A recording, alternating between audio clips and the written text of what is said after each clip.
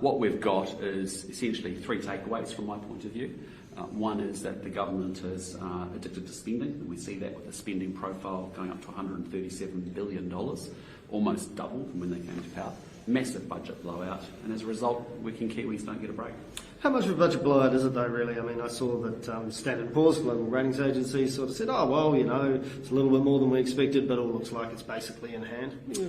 Yeah, well, look, I'd be a bit concerned about that because we've got the largest current account deficit in the OECD, as you well know.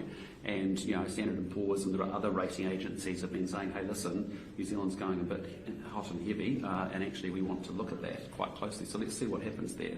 But, I mean, I would say is, look, what's obvious is big spend. You know, we've locked in now, gone up to $137 billion, up from 129. We've got now a big deficit sort of blowout, and we've also got debt blowout.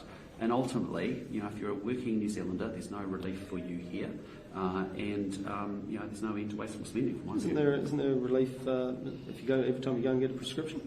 Well, look, I mean, again, what I'd say on that one is that today, you know, if you have high needs for prescriptions, you know, there are, you know, obviously huge benefits and support for that.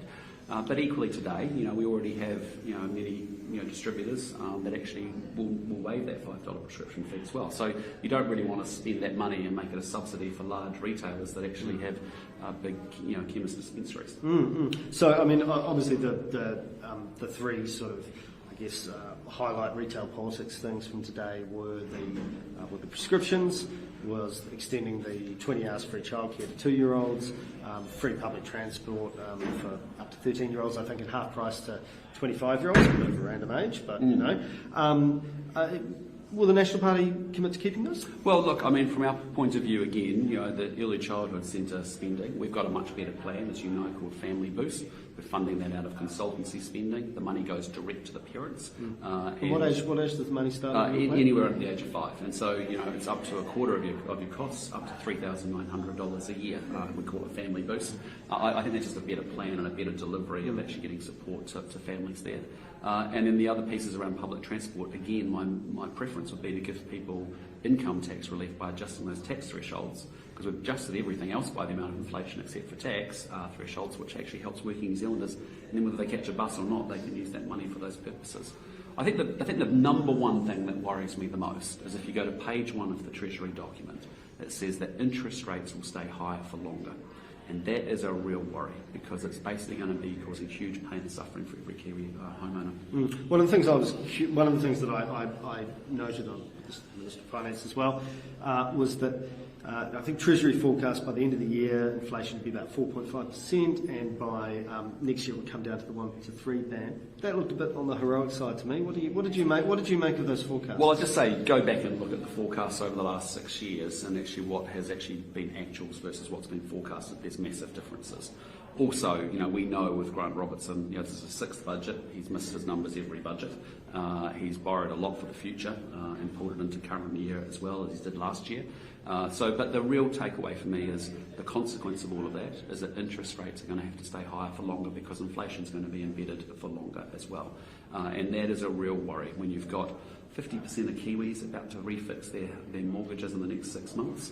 They're going to be doing it incredibly tough. And I can tell you, you know, I've been out and sat with families doing budgeting services who are there because they just went from a 2% interest rate to a 6% interest rate, and all of that meant that they then were at risk of losing their house. So, you know, that's the kind of level of pain and suffering that we're talking about. What do you think? What do you think Adrian Orr's reaction was when he saw this? When the minister spoke to him earlier today? Well, I can't imagine he would have been happy, to be honest, because I think this embeds inflation for longer.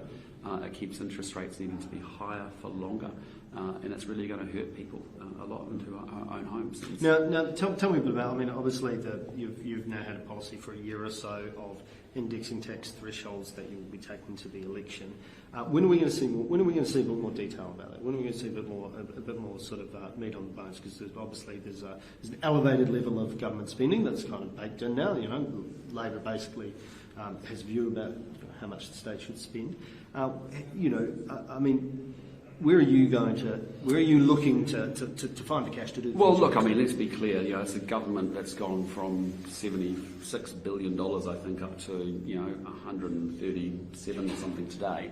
And that's almost a doubling of government spending. So there is a huge amount of waste in the system, and you just know that the way the culture of the way this government works. It's not just about the dollars per se, it's actually about what you do with the money to get the outcomes. And there's been so much wasted there. So that's why we will go and run the show quite differently in terms of how we go through line item by line item to get delivery and get results. But what we'll do is we've been really transparent. We said, look, we're going to get the latest forecasts before the election. It's really important, given the dynamic nature of the economy and how it's been deteriorating, that we take stock then, we build a proper fiscal plan and a tax plan at that point. And all New Zealanders will be very clear about it before the election. Chris Luxon, lastly, the budget in 3 words. Budget blowout. I'll do it in 2. That's what it is. It was promised to be no frills. It's ended up being a massive budget blowout. It's going to cause huge pain and suffering for homeowners with interest rates, and there's nothing in here for good, hard-working middle New Zealanders. Chris Luxon, thank you so much for joining us. Good to be with you.